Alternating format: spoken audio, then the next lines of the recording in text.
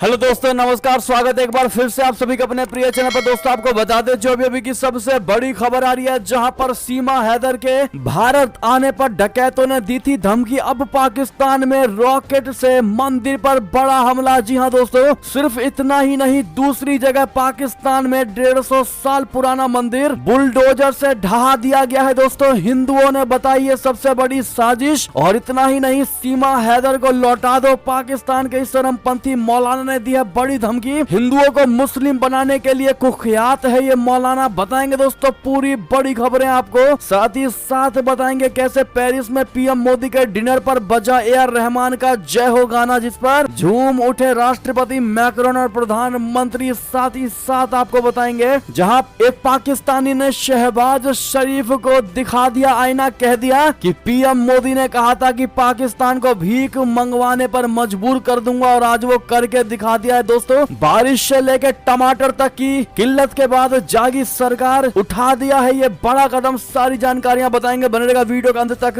और अभी खबरों में आगे बढ़ने से पहले हमेशा की तरह अपने भारत देश भारतीय सेनाओं का दिल से समर्थन करते हैं तो इस वीडियो का भी कर दीजिए लाइक, चैनल को कर दीजिए सब्सक्राइब, बेल आइकन दबाइए, साथ ही कमेंट बॉक्स में लिख दीजिएगा जय हिंद। जी हाँ दोस्तों, तो बात करते हैं पहली और सबसे बड़ी खबर की, जहां सीमा हैदर के भारत आने पर डकैतों ने दी थी धमकी। अब पाकिस्तान में मंदिर पर रॉकेट से बहुत बड़ा हमला। जी हां, पाकिस्तानी महिला सीमा हैदर और ग्रेटर नोएडा के सचिन की कहानी इन दिनों भारत से लेकर पाकिस्तान में चर्चा का विषय बनी हुई है। 4 बच्चों को लेकर सीमा के भारत आने के बाद पाकिस्तानी डकैत रानो शार ने धमकी दी थी कि अगर सीमा हैदर को पाकिस्तान वापस नहीं भेजा गया तो वो पाकिस्तान में मंदिरों पर हमला कर देगा। इसके बाद पाकिस्तान में रविवार को हिंदुओं के मंदिर पर हमला हुआ है। दोस्तों पाकिस्तानी न्यूज चैनल डाउन की एक रिपोर्ट के मुताबिक डकैतों के एक गिरोह ने रविवार को सिंध के कौशमोर में एक मंदिर पर रॉकेट लॉन्चर से हमला कर दिया। हमलावरों ने गौसपुर पुलिस स्टेशन के अधिकार क्षेत्र में एक पूजा स्थल और आसपास के समुदायों के घरों पर हमला किया। उन्होंने न सिर्फ मंदिर को निशाना बनाया बल्कि अंधाधुंध गोलीबारी की। इसके बाद कश्मीर कंदकोट के SSP इरफान सेमो के नेतृत्व में पुलिस टीम घटनास्थल पर पहुंची। बता दें कि सीमा हैदर भी पाकिस्तान के सिंध प्रांत की ही रहने वाली है। पुलिस अधिकारी ने कहा है कि डकैतों ने पूजा स्थल पर रॉकेट लॉन्चर दागे। हालांकि हमले के वक्त मंदिर बंद था। अधिकारी ने कहा कि यहाँ बागड़ी समुदाय द्वारा संचालित धार्मिक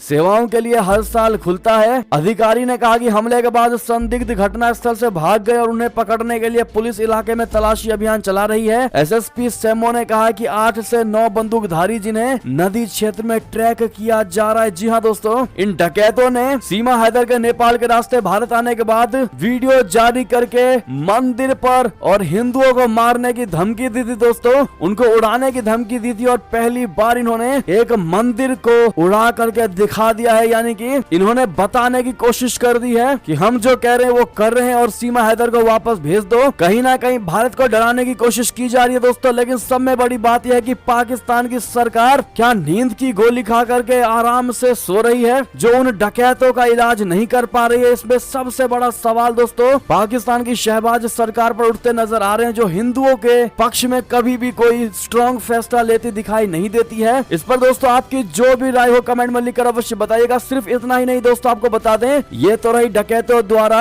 लॉन्चर से उड़ाने वाली बात, बड़ी खबर। लेकिन अब जो हम आपको बता रहे हैं वो ये है कि पाकिस्तान में 150 साल पुराना मंदिर बुलडोजर से ढहा दिया गया है दोस्तों, जिसके बाद पाकिस्तान के हिंदुओं ने इसको सबसे बड़ा साजिश बताया है। बता दें पाकिस्तान में 150 साल पुराने हिंदू मंदिर को गिराने का मामला सामने आया है। मामला कराची का है। यहाँ प्राचीन हिंदू मंदिर को पुरानी और खतरनाक संरचना घोषित करके ध्वस्त कर दिया गया है, जिससे हिंदू समुदाय में रोष है। दरअसल कराची के सोल्जर बाजार में मरी माता मंदिर को शुक्रवार देर रात भारी पुलिस बल की मौजूदगी में बुलडोजर से ढहा दिया गया। न्यूज एजेंसी के मुताबिक इलाके में पुराने हिंदू मंदिरों की देखभाल करने वाले रामनाथ मिश्रा महाराज ने बताया कि अधिकारियों ने इसे सुबह सुबह किया और हमें इसकी जानकारी नहीं थी कि ऐसा होने वाला है। पास के श्री पंचमुखी हनुमान मंदिर के कार्यवाहक मिश्रा ने बताया कि बुलडोजरों ने बाहरी दीवारों और मंदिरों के मुख्य द्वार को बरकरार रखा, लेकिन उन्होंने अंदर की पूरी संरचना को ध्वस्त कर दिया। मंदिर करीब 150 साल पहले बनाया गया था और इसके प्रांगण के नीचे खजाना दबा हुआ है। उन्होंने कहा कि यह मंदिर जो लगभग 400 से 500 वर्ग गज क्षेत्र में फैला हुआ है, वर्षों से भूमि हड़पने वालों और डेवलपर्स का इसे हड़पने का टारगेट रहा है। जी हाँ दोस्तों, हिंदू समुदाय के लोगों लोगों ने बताया कि मंदिर प्रबंधन पिछले कुछ समय से परिसर खाली करने के दबाव में था, क्योंकि जमीन जाली दस्तावेजों पर एक डेवलपर को बेच दी गई थी जो भूखंड पर एक व्यावसायिक इमारत बनाना चाहता था। जी हाँ दोस्तों, यानी कि पाकिस्तान में हिंदू समुदाय, हिंदू अल्पसंख्यकों को दबाने की कोशिश की जाती है दोस्तों, और ये सबसे बड़ा सबूत है ये खबर। और अब ऐसे में अगर इंटरनेशनल लेवल पर बातें नहीं होती है, पाकिस्तान को घेरने की कोशिश भारत के अलावा दूसरा देश नहीं करता है दोस्तों, तो ये माना जाएगा कि सिर्फ उनको भारत ही दिखाई देते हैं अल्पसंख्यक वाले मुद्दे पर, जबकि भारत में अल्पसंख्यक पूर्ण रूप से सुरक्षित है दोस्तों और सबको बराबरी का अधिकार है, जबकि पाकिस्तान में ऐसा नहीं है। उसके बावजूद भी इंटरनेशनल लेवल पर दूसरे देशों को पाकिस्तान में हो रही है अतिक्रमण दिखाई नहीं दे रही है। जी हाँ दोस्तों, आपको बता दे इतना ही नहीं, सीमा हैदर को लौटा दो, पाकिस्तान के इस चरमपंथी मौलाना ने दे दी है बहुत बड़ी धमकी, जो कि हिंदुओं को मुस्लिम बनाने के लिए कुख्यात है पूरे पाकिस्तान में। बता दें, पाकिस्तान से प्यार पाने के लिए भारत आई सीमा हैदर को लेकर कट्टरपंथी भड़के हुए हैं। इस बीच हिंदू लड़कियों के जबरन धर्म परिवर्तन के लिए कुख्यात चरमपंथी मौलवी मियां मिट्टू ने हिंदुओं को चेतावनी दी है। उसने कहा है कि अगर सीमा हैदर लौट आती है तो हिंदुओं को कोई नुकसान नहीं होगा, ऐसा अगर नहीं हुआ तो उन्हें अंजाम भुगतना पड़ेगा। मियां मिट्टू पाकिस्तान का बदनाम कट्टरपंथी मौलाना है। सिंध में हिंदू लड़कियों के अपहरण और जबरन धर्म परिवर्तन की लगभग हर घटना में इसकी भागीदारी होती है। यह घुटकी में हुए हिंदू विरोधी दंगों में भी आरोपी था, लेकिन पुलिस ने कुछ नहीं किया। जी हाँ, मियां मिट्टू ने एक स्थानीय न्यूज चैनल के साथ बातचीत में धमकी देते हुए कहा है कि अगर सीमा हैदर वापस नहीं आती है तो हिंदुओं को इसका अंजाम भुगतना पड़ेगा। उसने ये भी कहा है कि पाकिस्तान सरकार हिंदू मंदिरों पर अरबों क्यों खर्च कर रही है, मुसलमान पर नहीं। अगर सीमा को बच्चों के साथ वापस नहीं लाया गया तो हिंदुओं पर खर्च किया गया पैसा बर्बाद हो जाएगा। मियां मिट्टू पहले भी हिंदू अल्पसंख्यकों के खिलाफ जहर उगलता रहा है। जी हाँ दोस्तों, बहरहाल वैसे में एक भारतीय होने के नाते दोस्तों इन पाकिस्तानियों को क्या आप लोग जवाब देना चाहेंगे, बताइएगा जरूर। जो पाकिस्तान में अल्पसंख्यक हिंदू समुदाय पर जाति कर रही है दोस्तों, अतिक्रमण किया जा रहा है, इस पर आपकी राय तो बनती है। और कमेंट में मोदी है तो हर चीज मुमकिन है कहना बिल्कुल मत भूलिएगा। चलते हैं अगली खबर की तरफ, जहां पेरिस में प्रधानमंत्री मोदी के डिनर पर बजा ए.आर. रहमान का गाना जय हो, झूम उठे राष्ट्रपति मैक्रोन, वीडियो हुआ वायरल। बता दे, फ्रांस के राष्ट्रपति इमैनुअल मैक्रोन की ओर से प्रधानमंत्री नरेंद्र मोदी के लिए आयोजित भोज कई मायनों में खास रहा। बीते शुक्रवार को बेस्टिल डे के मौके पर भोज लूव्र म्यूजियम में आयोजित किया गया। मालूम हो कि 14 जुलाई को फ्रांस का राष्ट्रीय दिवस होता है, जिसे बेस्टिल दिवस के रूप में भी जाना जाता है। डिनर आयोजन के दौरान पीएम मोदी का राष्ट्रपति मैक्रोन और फ्रांसीसी प्रथम महिला ब्रिगिट मैक्रोन ने गर्मजोशी से स्वागत किया। मोदी को विशेष रूप से तैयार किए गए पूर्ण शाकाहारी व्यंजन परोसे गए। खास बात यह भी रही कि भोज के दौरान फिल्म स्लम डॉग मिलियनेयर का ऑस्कर विजेता गाना जय हो 2 बार बजाया गया। इस गाने को सुनकर जहां पीएम मोदी जी मंत्रमुग्ध नजर आए तो वहीं मैक्रोन खुद को झूमने से रोक नहीं सके। ऐसे में दोस्तों आप लोग भी कमेंट में जय हो जरूर कहिएगा भारी मात्रा में। अगली खबर की बात करें, जहां अमेरिका को एक और झटका देने की तैयारी में चाइना। इस देश में पहली बार भेजा तैरता हुआ मिलिट्री अस्पताल। जी हां दोस्तों, आप भी जानकर चौंक जाएंगे। बता दें, चीन प्रशांत महासागर में अमेरिकी प्रभुत्व को चुनौती देने में जुटा हुआ है। ऐसे में चाइना की नजर अब सोलोमन द्वीप समूह के पड़ोसी देश किरिबाती पर टिकी है। यही कारण है कि चीन ने हसरतों को पूरा करने के लिए पहली बार अपनी मिलिट्री अस्पताल वाले पोत को किरिबाती भेजा है। इस चीनी जहाज का नाम पीस आर्क है, जो 14,1300 मीट्रिक टन वजनी है। ये पहली बार है जब चीनी नौसेना के किसी जहाज ने किरिबाती का दौरा किया है। किरिबाती भी सोलोमन द्वीप समूह की तरह 2019 तक ताइवान को एक स्वतंत्र देश का दर्जा देता था, लेकिन चीन के प्रभाव के कारण इन दोनों देशों ने अपनी राजनयिक निष्ठा को बदल लिया था। चीन का यह मिलिट्री अस्पताल वाला जहाज किरिबाती के बाद प्रशांत महासागर के दूसरे द्वीपीय देश टोंगा, वानुअतु, सोलोमन द्वीप और पूर्वी तिमोर का भी दौरा करेगा। चीन हाल के वर्षों में अमेरिका और सहयोगी ऑस्ट्रेलिया और न्यूजीलैंड को परेशान करने के लिए प्रशांत महासागर के देशों के साथ संबंध बना रहा है, जो लंबे समय से इस क्षेत्र को अपने प्रभाव क्षेत्र के रूप में देखते रहे हैं। चलते हैं दोस्तों एक और खबर की तरफ, जहां पीएम मोदी ने कहा था पाकिस्तान को भीख मांगने पर मजबूर कर दूंगा, आज वो करके दिखा दिया। जी हां दोस्तों, एक पाकिस्तानी ने यह कहकर शहबाज शरीफ की कर दी है बोलती बंद, सुना दिया खरी खोटी। बता दें, आबिद अली पाकिस्तान का वो नागरिक है जो प्रधानमंत्री नरेंद्र मोदी का बहुत बड़ा फैन है। आबिद अक्सर ही अपने हर इंटरव्यू में पीएम मोदी की जमकर तारीफ करते हैं। एक बार फिर उन्होंने एक यूट्यूबर को दिए इंटरव्यू में पीएम मोदी के यूएई दौरे और भारत के चंद्रयान 3 की सफल लॉन्चिंग की दिल खोलकर सराहना की है। आबिद पीएम मोदी के वो पाकिस्तानी प्रशंसक हैं जो चाहते हैं कि उनकी के मुल्क भी एक ऐसा ही लीडर है। उन्होंने अपने नए इंटरव्यू में कहा है कि जिस तरह से चीजें हो रही हैं उससे तो साफ है कि प्रधानमंत्री मोदी निश्चित तौर पर एक वर्ल्ड लीडर है। उनका कहना है कि बुर्ज खलीफा जैसी बिल्डिंग पर भारतीय पीएम मोदी की फोटो के बाद ये साबित हो जाता है कि उनका कद कितना बड़ा है। आबिद ने कहा कि बुर्ज खलीफा पर पीएम मोदी की इतनी बड़ी फोटो लगाई जो ये बताने के लिए काफी है कि यूएई उनका कितना सम्मान करता है। आबिद ने कहा कि मोदी की तारीफ करने पर उनके देश के लोग उन्हें गद्दार कहते थे, मगर यूएई जो एक मुसलमान देश है और वहाँ के लोग सबसे पुराने मुसलमान हैं, उन लोगों ने भी पीएम मोदी को इतना बड़ा सम्मान दिया है। पीएम मोदी को सभी लोग कट्टर हिंदू और मुसलमानों का दुश्मन कहते हैं। उनका कहना था कि भले ही पाकिस्तान के पूर्व पीएम इमरान खान की भी फोटो बुर्ज खलीफा पर लग चुकी है, लेकिन मोदी से उनकी कोई बराबरी नहीं है। इसके अलावा हर मुसलमान देश, यूएई, मिस्र, सऊदी अरबिया जैसे देशों ने पीएम मोदी को पुरस्कार दिए हैं। भारत दुनिया को साथ लेकर चल रहा है और पाकिस्तान हर समय भीख मांग रहा है। आबिद ने पीएम मोदी की वो बात भी याद दिलाई जिसमें उन्होंने एक बार कहा था कि वो पाकिस्तान को भीख मांगने पर मजबूर कर देंगे, और उन्होंने वो करके भी दिखा दिया है। आबिद के मुताबिक पीएम मोदी समझ चुके थे कि पाकिस्तान की स्थिति क्या है और इस वजह से आज हालात ऐसे हैं। भारत के साथ जंग की सोच रखने वाले पाकिस्तान के पीएम बस भीख मांगने जाते हैं और हर कोई उन्हें दुक्कार ही रहा है। यानी कि दोस्तों आबिद जो प्रधानमंत्री के फैन है पाकिस्तानी होने के बावजूद भी, और ऐसी ऐसी बातें शहबाज शरीफ सरकार को घेरने के लिए कही है दोस्तों, और मोदी जी की इतनी जमकर तारीफ की है। आप भी वाकई में ये बातें सुनकर खुश जरूर हुए होंगे दोस्तों। ऐसे में लॉन्ग लिव मोदी जी कहना मत भूलिएगा और आबिद को थैंक यू भी जरूर कह दीजिएगा, ताकि ऐसे ही पूरे देश में दुनिया में मोदी जी के लोग गुनगाते रहे। चलते अगली खबर की तरफ, जहां यूक्रेन में फेल रशिया की हाइपरसोनिक मिसाइल ने फिर भी दोस्त भारत की ब्रह्मोस लेने से क्यों बच रहे हैं पुतिन, आखिर क्या है पूरा मामला आपको बता दें। भारत रशिया को अपनी ब्रह्मोस क्रूज मिसाइल बेचने के बारे में सोच विचार कर रहा है। ब्रह्मोस कॉर्पोरेशन के सीईओ अतुल दिनकर राणा ने इसकी जानकारी दी है। खबरों के अनुसार यूरोप में स्थिर स्थिति होने पर इस मिसाइल को मॉस्को में तैनात किया जाएगा। ब्रह्मोस दुनिया की एकमात्र सुपरसोनिक क्रूज मिसाइल है जिसे जमीन, हवा और समुद्र से दागा जा सकता है। भारत ने इसे अपने Su-30 MKI यानी सुखोई 30 MKI और LCA तेजस लड़ाकू विमानों से दागने के लिए सक्षम बनाया है। हालांकि रशिया इस प्रोजेक्ट में बतौर ग्राहक शामिल नहीं है और न ही उसकी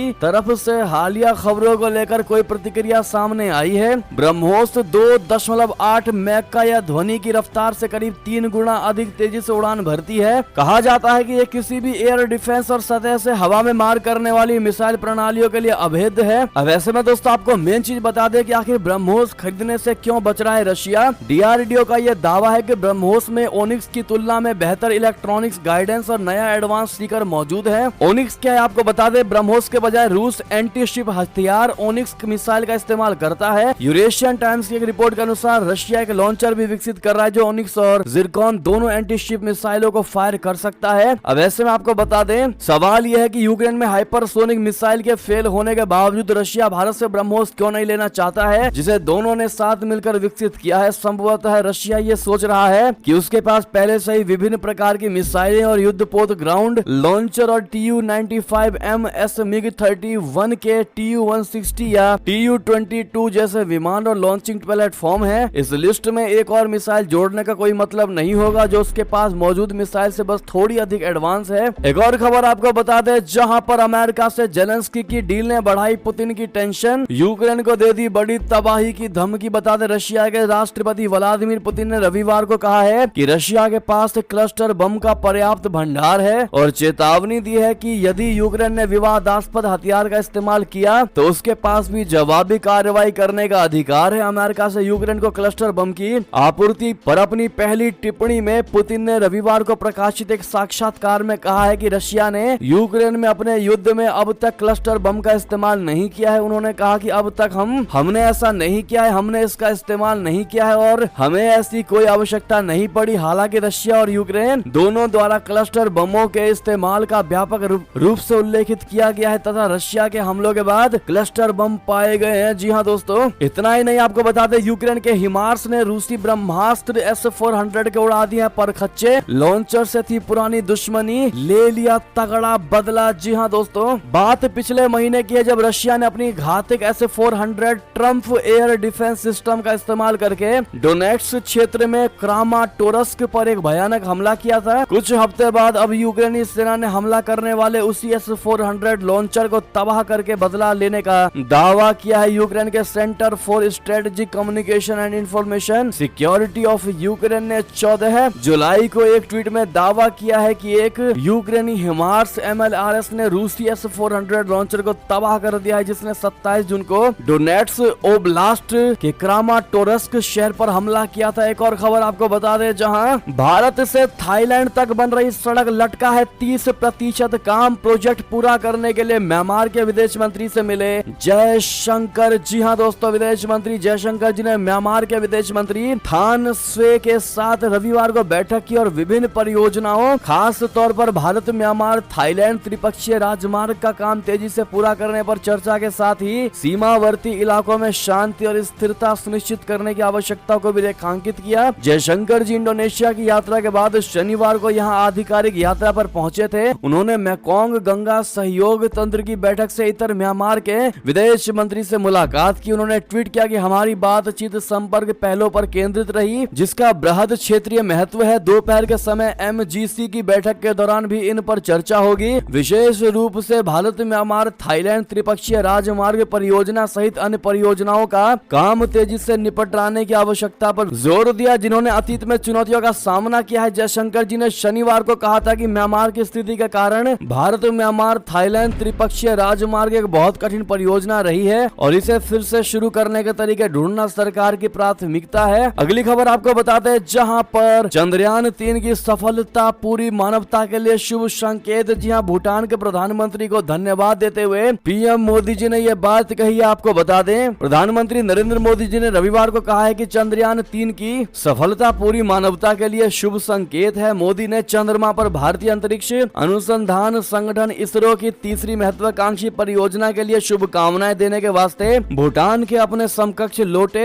शेरिंग का शुक्रिया अदा किया। ISRO ने शुक्रवार को आंध्र प्रदेश के श्रीहरिकोटा से चंद्रयान 3 का प्रक्षेपण किया, जिसका लक्ष्य चंद्रमा की सतह पर सॉफ्ट लैंडिंग की दुर्लभ उपलब्धि हासिल करना है। भूटान के प्रधानमंत्री ने ट्वीट किया कि मैं चंद्रयान 3 के सफल प्रक्षेपण को लेकर ISRO और प्रधानमंत्री नरेंद्र मोदी की तरह ही बेहद खुश हूँ। ये क्षितिज से परे विज्ञान को समझने और कुछ नया सीखते रहने की आपकी दृष्टि और प्रतिबद्धता को प्रदर्शित करता है। शेरिंग ने कहा है कि भारत और मानवता को इस मिशन से अत्यधिक लाभ हो। अपने भूटानी समकक्ष के ट्वीट पर प्रतिक्रिया देते हुए PM मोदी ने लिखा कि महामहिम, आपके गर्मजोशी भरे शब्दों के लिए धन्यवाद। चंद्रयान की सफलता यकीनन पूरी मानवता के लिए शुभ संकेत है। दोस्तों, अगली खबर आपको बता दें, जहां चंद्रयान 3 ने पाकिस्तानियों को कराया शर्म का एहसास। चांद पर जा रहा भारत, हम सबसे बड़ा झंडा लगा रहे। जी हां दोस्तों, पाकिस्तानियों की बात तो सुनिए। बता दें, भारत ने गुरुवार को कामयाबी के साथ चंद्रयान 3 का प्रक्षेपण कर दिया है। आप सभी जानते ही हैं, भारतीय अंतरिक्ष एजेंसी ISRO की इस शानदार मिशन की पूरी दुनिया में जमकर तारीफ की जा रही है, क्योंकि अमेरिका, चाइना और सोवियत संघ के बाद भारत चौथा देश होगा जो ये इतिहास रचेगा। लेकिन दूसरी तरफ पाकिस्तान की शहबाज शरीफ की सरकार ने देश में सबसे बड़ा झंडा लगाने की घोषणा की है और इसके लिए उसने 40 करोड़ रुपया खर्च करने का फैसला किया है। जिन्होंने कल की हमारी खबरें देखी है दोस्तों, उनको पता होगा ये बात। लेकिन जिसके बाद पाकिस्तान के अंदर ये सवाल पूछे जा रहे हैं कि एक तरफ भारत चांद पर कदम रखने के लिए मिशन तैयार कर रहा है, जबकि पाकिस्तान अभी तक झंडे पर चांद उतारने से आगे नहीं बढ़ पाया है। जी हाँ, पाकिस्तानी कुछ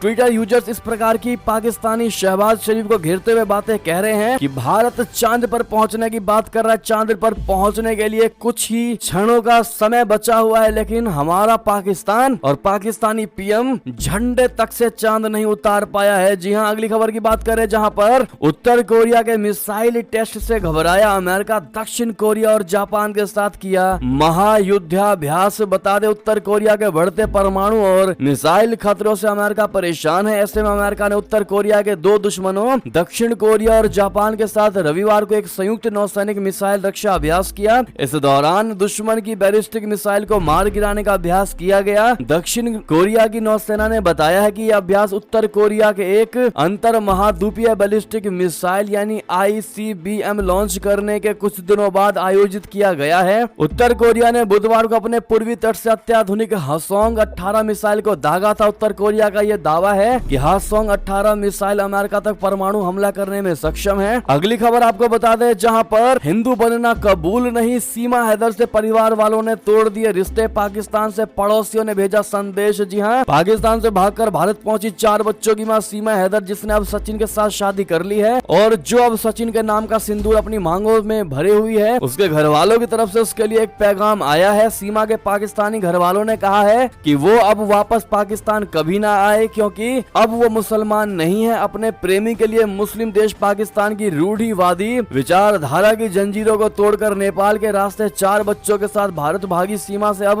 उसके घर वाले नफरत करने लगे हैं। अगली खबर दोस्तों आपको बता दें, जहां लोकसभा चुनाव से पहले बीजेपी का सबसे बड़ा दांव ओबीसी दलितों तक पहुंच बढ़ाई, विपक्षी चाल को फेल करने की तैयारी। जी हां, पिछले कुछ सालों में विपक्षी दलों ने खास तौर पर जेडीयू, आरजेडी, सपा जैसे दलों ने जातीय जनगणना को लेकर भाजपा सरकार को खूब घेरा है। भाजपा सरकार को दलित और ओबीसी विरोध बताने की कोशिश की है। अब भाजपा ने भी पलटवार करना शुरू कर दिया है। उत्तर भारत में खास तौर पर विपक्ष की चाल को फेल करने के लिए भाजपा ने बड़ी रणनीति बनाई है। इसी के चलते भाजपा ने यूपी में पिछड़े वर्ग से आने वाले ओम प्रकाश राजभर और बिहार में महादलित समुदाय से आने वाले जीतन राम मांझी को अपने पाले में कर लिया है। आने वाले दिनों में भाजपा जातीय समीकरण साधने के लिए ऐसे ही कई छोटे दलों को अपने साथ ला सकती है। इसे कांग्रेस व अन्य विपक्षी दलों द्वारा ओबीसी आरक्षण बढ़ाने और जाति जनगणना की मांग के जवाब में भाजपा की चाल बताई जा रही है। बहरहाल दोस्तों, 2024 के लोकसभा चुनाव में आपको क्या लगता है, किस पार्टी का बजेगा डंका, कौन जीतेगा लोकसभा चुनाव और कौन होगा अगला प्रधानमंत्री? देखते हैं भारत की जनता क्या कहती है। इस सवाल के जवाब में भारी मात्रा में कमेंट करिएगा दोस्तों। अगली खबर आपको बता दें, जहां जगत गुरु राम भद्राचार्य का बड़ा दावा, कहा मोदी ही होंगे अगले प्रधानमंत्री। सीमा हैदर के बारे में कहा कि ऐसी महिलाओं से रहे सावधान। बता दें, पद्म विभूषित जगत गुरु राम भद्राचार्य ने कहा कि 2024 में नरेंद्र मोदी फिर प्रधानमंत्री बनेंगे। सपा के राष्ट्रीय अध्यक्ष अखिलेश यादव खुद तो अच्छे हैं, लेकिन उनकी असंगत सब नष्ट करती है। पाकिस्तानी महिला सीमा हैदर पर टिप्पणी करते हुए कहा कि ऐसी महिलाओं से भारतीयों को सावधान रहना चाहिए। क्या दोस्तों मोदी जी ही होंगे अगले प्रधानमंत्री? आप लोग क्या कहते हैं बताइएगा जरूर। अगली खबर की बात करें, जहां टमाटर की किल्लत के बाद जाएगी सरकार, खरीदा 3 लाख टन प्याज, सुरक्षित रखने के लिए बार्क के साथ किया परीक्षण। जी हां, टमाटर की बढ़ती कीमतों के मद्देनजर प्याज की कीमतों पर नियंत्रण पाने के लिए केंद्र सरकार ने तैयारी पहले ही शुरू कर दी है। सरकार ने चालू वित्त वर्ष में बफर स्टॉक यानी सुरक्षित भंडार के रूप में 20% ज्यादा मात्रा के साथ 3 लाख टन प्याज खरीदा है। साथ ही इसे अधिक समय तक सुरक्षित रखने के लिए भाभा परमाणु अनुसंधान केंद्र के साथ प्याज के विकिरण का